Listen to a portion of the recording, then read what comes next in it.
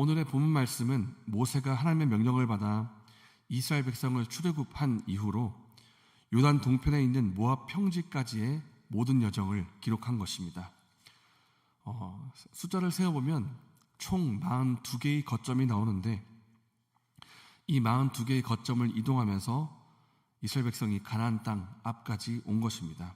그리고 이 모든 여정은 하나님의 구원의 은혜와 하나님의 구원과 은혜의 여정이었습니다.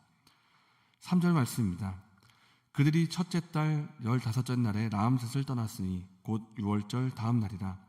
이스라엘 자손이 애굽 모든 사람의 목전에서 큰 권능으로 나왔으니.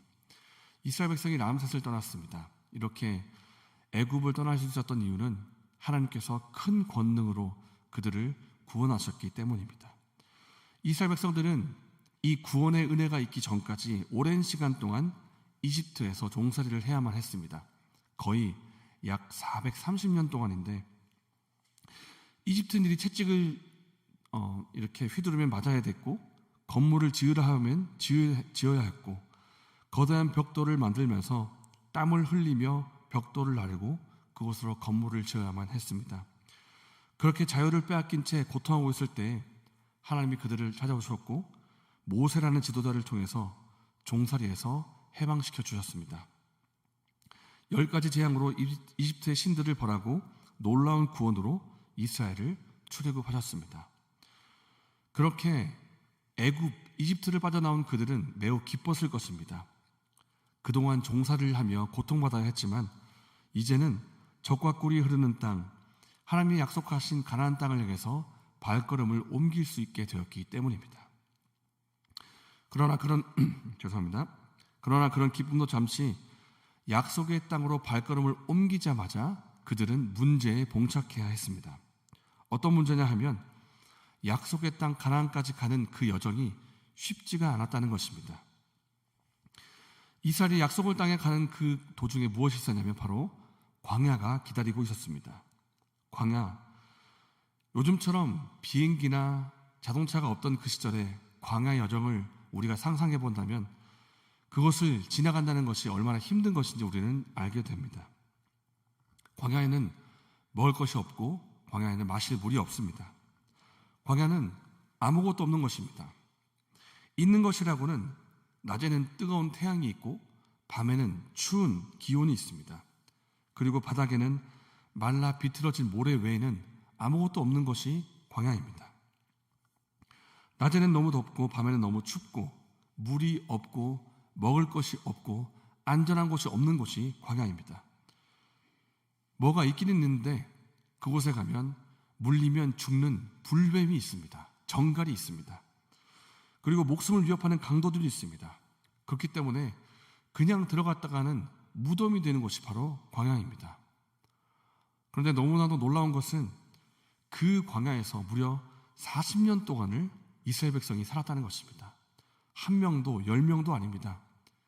장정만 60명, 거의 200명이 되는 수많은 사람이 아무것도 없는 그 광야에서 40년을 살았습니다. 이것이 가능했을까? 그 이유는 바로 하나님이 그들과 함께 하셨기 때문입니다. 신명기 32장 10절 말씀은 이렇게 말씀합니다. 여호와께서 그를 황무지에서 짐승이 부르짖는 광야에서 만나시고 호위하시며 보호하시며 자기의 눈동자같이 지키셨도다. 이스라엘 백성이 그 어려웠던 광야를 지나갈 수 있었던 이유는 하나님이 그들과 함께 해주시고 그들을 먹여주시고 그들을 지키시고 보호하셨기 때문입니다. 하나님이 특별히 자기의 눈동자같이 지키셨다고 말씀합니다. 우리의 눈을 한번 봅시다. 눈은 굉장히 예민하면서도 약한 부분입니다. 모래가 들어가면 금세 눈을 깜빡거리게 되고 그리고 눈이 잘 안 보이게 되는데 이렇게 예민하고 보호가 필요하기 때문에 눈꺼풀이 있고 그리고 뭐가 들어왔을 때 반응도 굉장히 빠릅니다. 이 눈동자처럼 하나님께서 이스라엘 백성을 지키셨다고 말씀합니다. 세심한 관리와 배려가 필요한 그 눈동자처럼 하나님께서 우리를 지키시고 돌보셨다고 말씀합니다. 그래서 이스라엘 백성이 하나님의 돌보심 덕분에 그 무시무시한 광야를 지나갈 수 있었던 것입니다. 낮에는 구름 기둥으로 인도해 주시고 밤에는 불기둥으로 추운 기온을 막아주시고, 이것이 얼마나 세심한 배려입니까? 물이 없을 때는 바위에서 물이 나오게 하시고, 배가 고플 때는 하늘에서 만나와 메추라기가 내려오게 하시고, 하나님께서 그 광야를 지나가는 동안 그 모든 것들을 공급해 주시고 갈 길을 인도하셨기 때문에 이스라엘 백성들이 지나갈 수 있었던 것입니다. 그래서 오늘 말씀에 기록된 모든 여정을 한번 보십시오. 3절 말씀에 라암셋을 떠나는 것을 시작으로 해서 49절 말씀에 요단 강가 모압 평지에 이르기까지 모든 광야 여정을 지나올 수가 있었습니다. 만약에 하나님이 그들을 돌보지 않으셨다, 만약에 하나님이 그들을 인도하지 않으셨다고 한다면 그들은 애초에 애굽을 나올 수도 없었고, 나왔다고 해도 광야에서 다 죽게 되었을 것입니다. 이스라엘 백성들이 애굽을 나와서 광야를 모두 지나갈 수 있었던 이유는 눈동자처럼 하나님이 그들을 지키시고 보호하시고 인도하셨기 때문입니다. 그 하나님이 우리가 믿는 하나님이시고, 그 당시에 이스라엘 백성들을 인도하셨던 것처럼 하나님께서 지금 우리를 돌보시고 인도하십니다. 오늘이 2023년 5월 22일인데요. 올 한 해만 해도 우리는 지내오면서 여러 가지 일들을 만났습니다.